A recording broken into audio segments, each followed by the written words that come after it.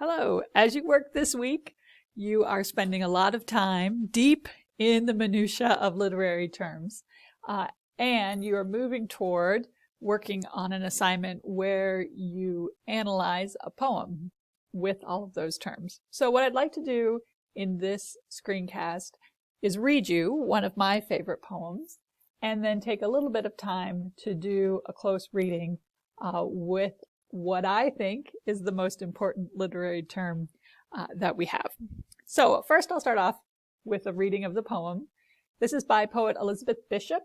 She's a 20th century poet. As you'll see, she was born in 1911 and lived until 1979. And she is known for her careful craftsmanship of poetry. So she did not produce a huge canon of poems, but the poems that she did write are very carefully crafted, and she also wrote in many specific poetic forms like the sonnet and the sestina. However, this poem is in free verse. All right, here we go. In the Waiting Room. In Worcester, Massachusetts, I went with my Aunt Consuelo to keep her dentist's appointment and sat and waited for her in the dentist's waiting room. It was winter. It got dark early. The waiting room was full of grown-up people, arctics and overcoats, lamps and magazines. My aunt was inside what seemed like a long time, and while I waited, I read the National Geographic. I could read, and carefully studied the photographs, the inside of a volcano, black and full of ashes. Then it was spilling over.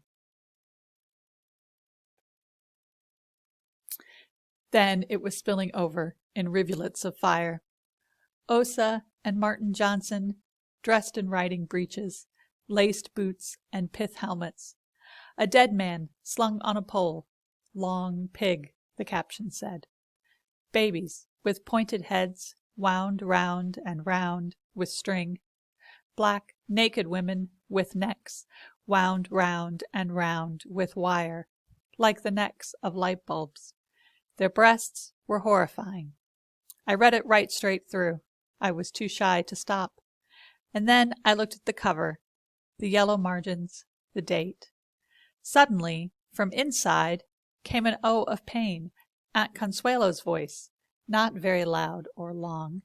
I wasn't at all surprised. Even then, I knew she was a foolish, timid woman. I might have been embarrassed, but wasn't. What took me completely by surprise was that it was me, my voice in my mouth. Without thinking at all, I was my foolish aunt. We were falling, our eyes glued to the cover of the National Geographic, February 1918. I said to myself, 3 days, and you'll be 7 years old.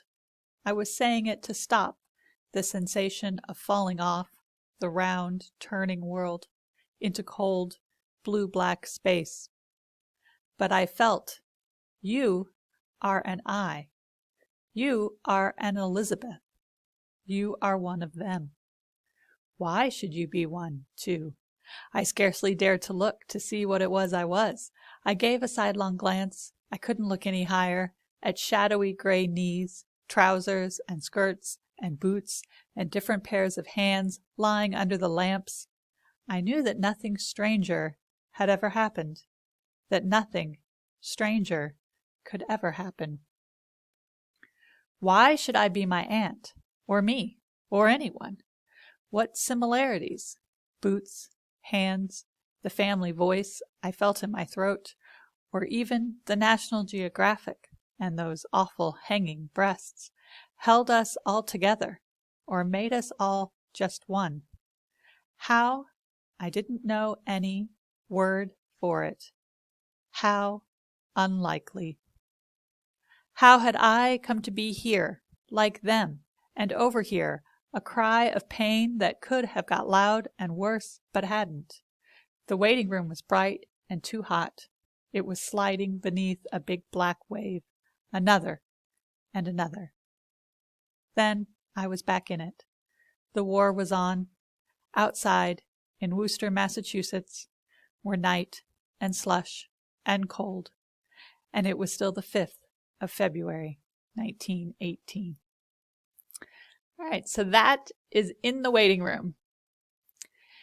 Now, if we take sort of a big picture glance and think a little bit about some of the things that stand out to me, I would say one of the most important things is the use of everyday simple language. So while this is a poem and it is written in a heightened style, its diction, remember the word choice of the poet, is deceptively simple. So one of her trademarks is that she uses vocabulary and words that we wouldn't typically think of as poetic language, but she manages to create poetry out of them.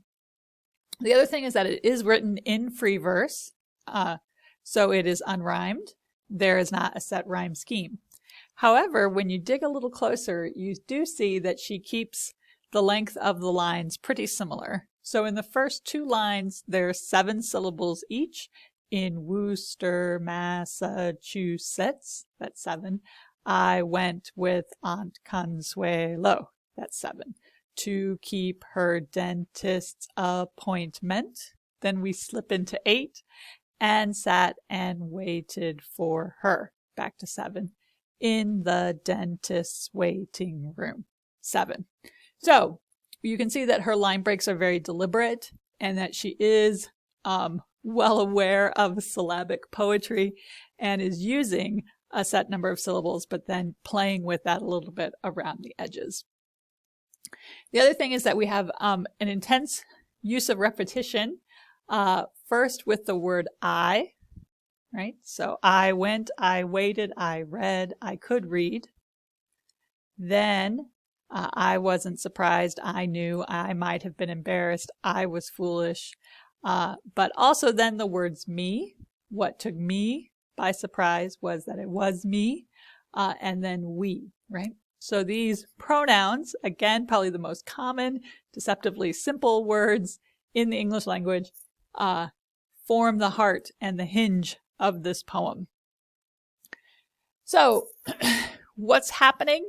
Basically, the action of this poem is incredibly boring. It's a young girl, 6 years old, sitting in the waiting room, waiting for her aunt. She's bored. Her aunt's at the dentist office, and she looks at a magazine there on the table in the dentist's office. So that's the simple kind of surface level action of the poem. And that's why we know it's not a narrative poem. It's not telling us a story. There's no beginning, middle, and end really to the story. It's much more this moment in time. But what's fascinating is what this moment marks. And we see that when we get to this stanza. Why should I be my aunt or me or anyone? What similarities, boots, hands, the family voice I felt in my throat, or even the National Geographic and those awful hanging breasts held us all together or made us all just one. All right, so she's starting here asking the biggest questions, right? And these are the poetic questions. These are the questions poets have to ask. How do we make connections? How do we connect, compare things, right? Remember, the heart of the poetic project is the metaphor, right? And this is then what we get. We get her struggling to create a metaphor. Remember, the metaphor is the direct comparison of 2 unlike things. And you'll see she slows down, adds extra punctuation around the word that is the heart of poetry. How, dash, I didn't know any word for it, dash. How, she puts it in quotes, unlikely, ellipses. And there we have it. How unlikely. So she has this moment, she remembers this experience. And of course, if we're being careful, we would say the narrator of the poem. It's easy to conflate it with Elizabeth Bishop because she does work in an age of confessional poetry, and the biographical details of this vignette match up with her own life. But But if we're being technical, we would say the narrator in the poem, which is not necessarily Elizabeth Bishop, but the narrator hones in on the word unlikely. So this is a poem about the birth of a poet. This is the moment that when she is looking at these images of people who the world tells her are completely different from her, that she starts to ask these questions of identity. Why should I be my aunt or me or anyone? And she starts to make comparisons. How, I didn't know any word for it. How unlikely. So here it is, her first metaphor, right? Her first direct comparison of two unlike things. And then from that experience, which in some ways is awful and terrifying, right? That she's feels out of control, spinning off of the world. She pulls herself back and manages it through poetry and through this very simple language. Then I was back in it. The war was on. Outside in Worcester, Massachusetts, were night and slush and cold. And it was still the 5th of February, 1918. So it's this specificity, right? This pulling back to this very specific moment that keeps her from sort of whirling out of control. And it's this that then marks her life's work. So this is what marks her ability to create metaphor and to use language in very specific, precise, and heightened ways. All right, so that gives you a little taste of how we can build an analysis.